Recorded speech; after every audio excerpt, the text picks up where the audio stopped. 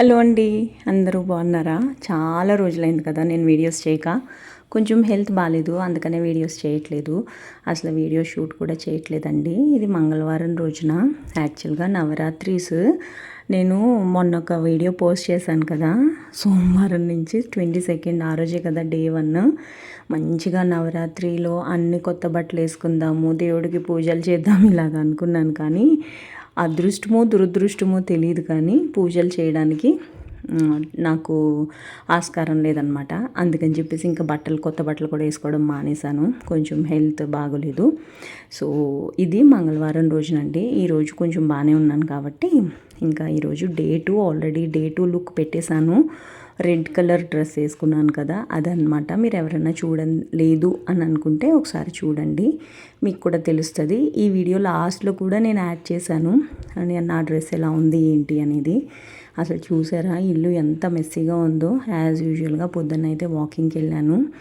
నిన్న సాయంత్రం బాగా తడిసొచ్చాను అనమాట.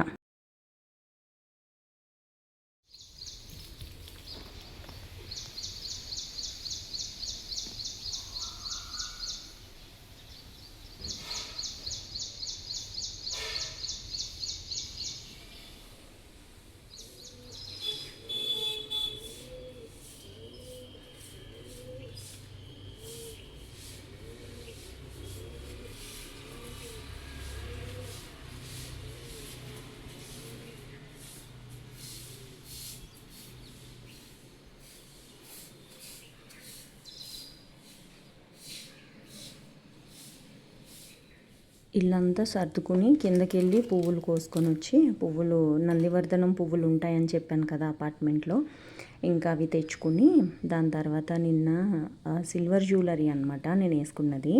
ఇయర్ రింగ్స్ నల్లపూసలో వచ్చి సిల్వర్, బ్రేస్లెట్ లాగా ఉంది కదా అది వచ్చేసి బ్యాంగిల్ అనమాట. ఇంకా ఇవి సిల్వర్ అంట, మనము ఆర్నమెంట్ కానివ్వండి లేకపోతే మనకి సిల్వర్ ఐటమ్స్ ఉంటాయి కదా అవి కూడా మనం కవర్లో పెట్టి జాగ్రత్త పరచుకోవాలంట. లేదు అని అంటే అవి నల్లగా అయిపోతాయంట. అందుకని చెప్పేసి ఇవి కొన్నప్పుడే ఇలా చిన్న చిన్న కవర్స్ ఇచ్చారనమాట. చెవులీలకి ఎంత కావాలి చెప్పండి, జస్ట్ ఆ చెవులీలు చిన్న కవర్లో వేసేసాను. ఇది వచ్చేసి విజయవాడ ఆవిడ దగ్గర తీసుకున్నాను. ఆ చెవులీలు వచ్చేసి రాఫో జ్యువెలర్స్ ఉంటారు కదా అందులో తీసుకున్నాను. నల్లపూసలు వచ్చి 1700 ఎంతో పడింది, చెవులు వచ్చేసి 1100 అనుకుంటా. ఒకప్పుడు ఎప్పుడో సంక్రాంతికి తీసుకున్నాను అనమాట. ఇవి వచ్చేసి నా గోల్డ్ ఇయర్ రింగ్స్. బేసిక్గా నేను చెవులీలు పెట్టుకోకపోతే నా చెవులు చిల్లులు చాలా చిన్నగా ఉంటాయి అనమాట. వెంటనే పూడుకుపోతాయి అనే ఫీలింగ్ ఉంటుంది నాకు. ఇంకా వెంటనే పెట్టుకోవాలి అని చెప్పి ఇంకా అవి పెట్టుకోలేదు. ఎందుకంటే ఈరోజు కూడా ఒక లుక్ క్రియేట్ చేశాను కదా, అందుకని చెప్పేసి ఈరోజు వేరేవి పెట్టుకున్నాను. చూపిస్తాను, అది షార్ట్ వీడియో పోస్ట్ చేశానని చెప్పాను కదా, అందులోకి వెళ్ళి చూడండి. అందులో అయితే డీటెయిల్డ్గా ఉంటాయి ఆ జ్యువెలరీ అనేది. ఈరోజు బ్రేక్ఫాస్ట్ అండ్ లంచ్కి కూడా ఇడ్లీనే ప్రిపేర్ చేసేసుకుంటున్నాను. ఇడ్లీలు వేసేసి నిన్న ఇడ్లీ పిండి తీసుకొని వచ్చాను అనమాట. తడుచుకుంటూ వచ్చినా కానీ ఇడ్లీ పిండి ఆగి మరీ తీసుకున్నాను. ఇంకా ఇడ్లీలు వేసేస్తున్నాను. అలాగే టమాటా పల్లీలు చట్నీ చేశాను. లాస్ట్ టైము పల్లీలు వేయించి పెట్టాను కదా, ఇప్పుడైతే ఇంకా టమాటాల్లో వేయకుండా జస్ట్ మనం వేయించి పెట్టుకున్నవి ఉంటాయి కదా అవి వేసేసాను అనమాట. ఈరోజు చట్నీలో పులుపు కోసము నిమ్మకాయ పిండాను. చాలా బాగుంటుంది నిమ్మకాయ పిండుకుంటే కూడా. మనం చింతపండు ఎక్కువ వాడకూడదు అని చెప్పేసి చాలామంది చెప్తున్నారు కదండి. మోరోవర్ ఇది నా కలీగ్ సంధ్య కూడా చెప్పింది, తనకి కూడా హెల్త్ ప్రాబ్లం వచ్చినప్పుడు అని చెప్పాను కదా, డాక్టర్స్ కూడా చింతపండుని అవాయిడ్ చేయమని చెప్పారంట తనకైతే కంప్లీట్గా. అందుకని చింతపండు కూడా తినట్లేదు అక్క, నువ్వు కూడా తినుకు అని చెప్పి. తనకి నాకు ఒకటే ప్రాబ్లం అనమాట, పీసీఓడి లేదు అయినా కానీ కొంచెం ఓవర్ బ్లీడింగ్ ప్రాబ్లం ఉండటం వలన డాక్టర్స్ అయితే చింతపండు అవాయిడ్ చేయమని చెప్పారంట. నాకు తను చెప్పింది. ఇంకా అప్పటి నుంచి నేను ఇంకా కాన్షియస్గా ఉన్నా. నిజం చెప్పాలంటే చింతపండు ఎంత తక్కువ తింటే అంత మంచిది అని అనిపించింది నాకు. ఇది 2012 నుంచి నేను భారతీయ ఎక్సాలో వర్క్ చేశాను కదా, అప్పటి నుంచి నాకు వాళ్ళు చెప్తానే ఉన్నారు అక్కడ ఎంప్లాయీస్. కానీ అది ఇప్పుడు నిజంగానే నిజమైందనమాట. చింతపండు తింటే క్యాన్సర్ వస్తుంది అని చెప్పారు వాళ్ళు యాక్చువల్గా. అప్పుడైతే నాకు చాలా భయం వేసింది. ఎనీవేస్ యాక్చువల్గా సీవండి అన్నీ మార్చేద్దామని అనుకున్నాను కదండి. ఇప్పుడు యాక్చువల్గా ఇది టైం, నిజం చెప్పాలంటే ఆఫీస్లో అస్సలు టైం సరిపోవట్లేదండి. చాలా బిజీ అయిపోయాను. ఇప్పుడు వేరే వేరే రెస్పాన్సిబిలిటీస్ అఫీషియల్గా కూడా చాలా పెరిగినాయి అన్నమాట. మొన్న బజాజ్ ఎలక్ట్రానిక్స్కి వెళ్ళాను, నిన్న కాక మొన్న, అంటే ఇప్పుడు ఇవాళ శనివారం కదా, గురువారం సాయంత్రం వెళ్ళాను అనమాట. బజాజ్ ఎలక్ట్రానిక్స్కి డిష్ వాషర్ చూడడానికి వెళ్ళాను అనమాట.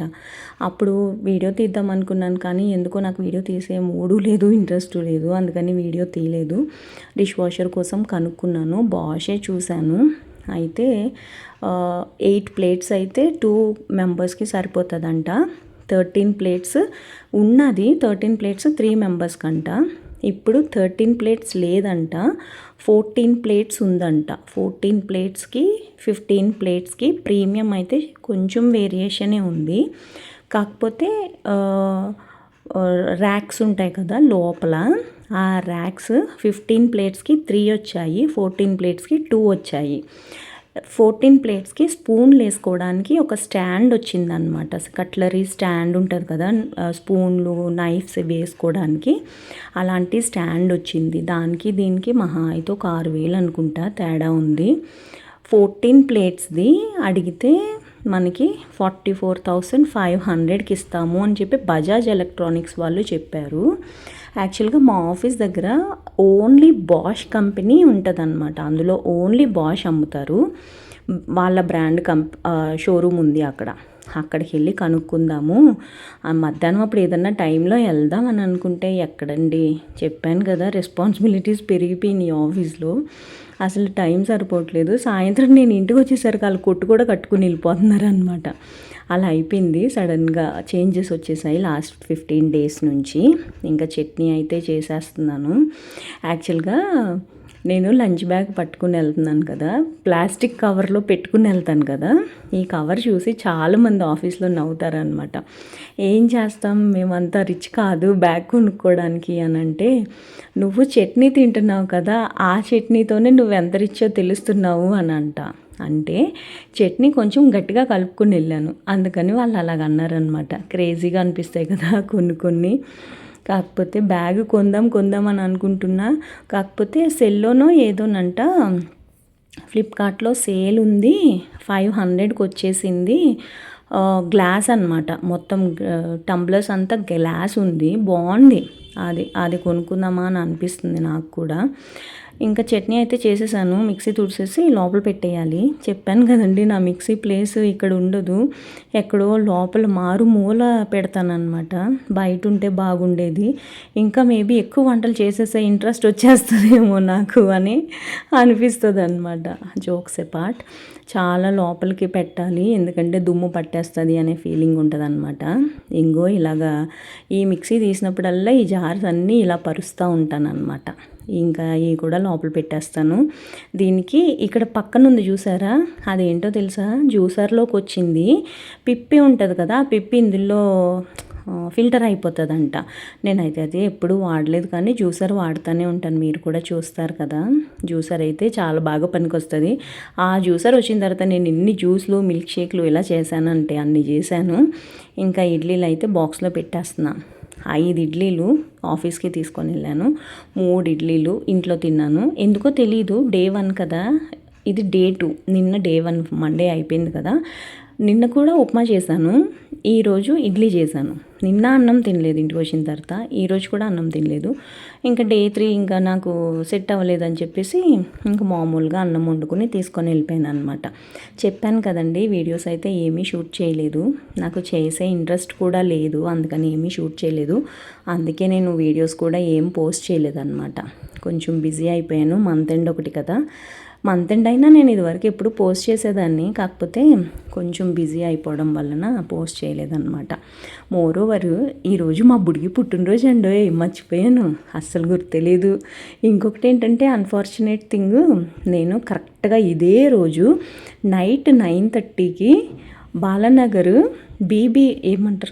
బీబీఆర్ హాస్పిటల్ ఉంటుంది కదా, అక్కడ పడిపోయాను 2018లో. బాగా గుర్తు నాకు, మా బుడిగి పుట్టినరోజు నాడే పడిపోయాను, చచ్చిపోయి బతికాను అనమాట ఈ రోజున నేను 2018లో. మనం ఇంటికి వచ్చేంత వరకు మనకు బాడీ పెయిన్స్ ఏమీ తెలియలేదు. ఆ రోజు నేను ఎల్లో అండ్ వైట్ కలర్ బట్టలు వేసుకున్నానండి. ఒకళ్ళు నా బండిని గుద్దేసి వెళ్ళిపోయారు. హీట్ చేసింది నన్ను నా బండి. అయితే కుక్క అడ్డం వచ్చిందని నేను కొంచెం స్లో చేసుకున్నాను అనమాట. హీట్ చేసింది ఆ రోజు. అయితే ఇంకా రైట్ సైడ్ అంతా మామూలుగా కాదు రక్తము. ఇంక అన్నీ మా అన్నకి ఫోన్ చేసి పాపం అక్కడ ఒక ఫ్యామిలీ హాస్పిటల్కి తీసుకొని వెళ్ళి మా అన్నయ్య వచ్చేంతవరకు వాళ్ళు నా దగ్గర ఉండి నేను రికవరీ అయ్యేంతవరకు వాళ్ళు పాపం నాకు ఫోన్ చేస్తూనే ఉన్నారు.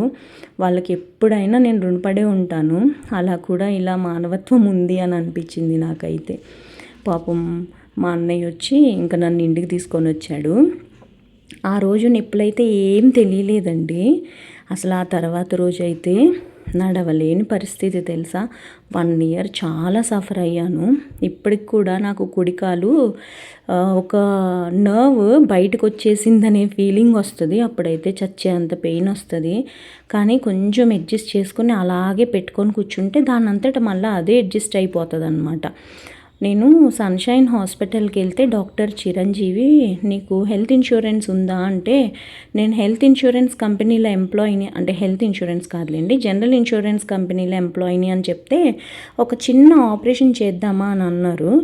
నాకు అప్పుడు మామూలుగా భయమే లేదు. నాకు ఆపరేషన్ ఏమీ వద్దు అని చెప్పేసి అంటే ఇంకా సిటీ స్కానింగ్ తీపించుకుని రమ్మన్నారనమాట. సిటీ స్కానింగ్ తీపించుకొని రమ్మంటే తీపించుకుని వెళ్ళాను. తర్వాత నీ క్యాప్ వేసుకోమన్నారు. నీ క్యాప్ వేసుకున్నాను ఆల్మోస్ట్ ఒక 6 months. అది నీ క్యాప్ నీస్కి వేసుకుంటే పాదాలు వచ్చేసి బ్లడ్ సర్క్యులేషన్ లేక వాసిపోయాయి అనమాట పాదము. చాలా సఫర్ అయ్యానండి. ఇప్పుడు కూడా నా కాళ్ళకి, నా కుడి కాలుకి ఆ మరకలు అలాగే ఉంటాయి. అది ఎప్పుడో 2018లో జరిగింది.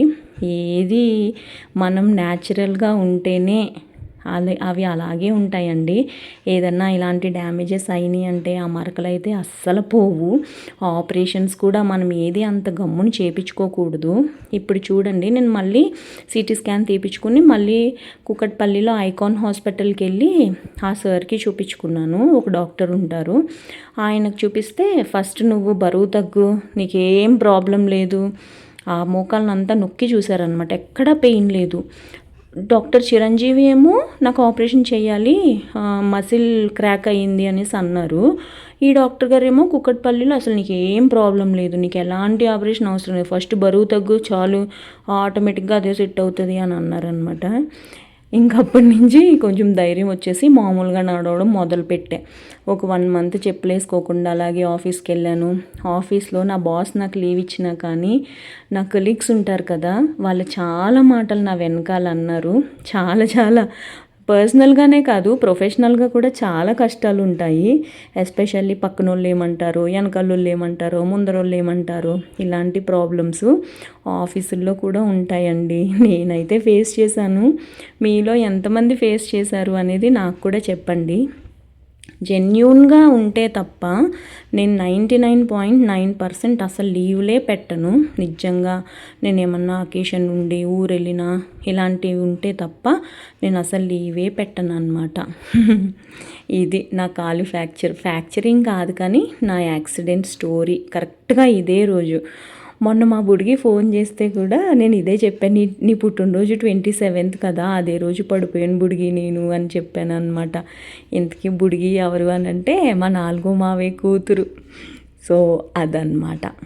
గోశ్రీకి వాళ్ళది ఈ డ్రెస్ ఎలా ఉంది అనేది తప్పకుండా కమెంట్స్లో చెప్పండి. ఎందుకో నేను 2-3 రోజుల్లో వాకింగ్కి వెళ్తున్నాను కదా, కంపల్సరిగా 10,000 steps వేయాలి అని అనుకున్నాను కదా, ఏటో సన్నగా అయిపోయినని ఫీలింగ్ వచ్చేస్తుంది నాకు అప్పుడే.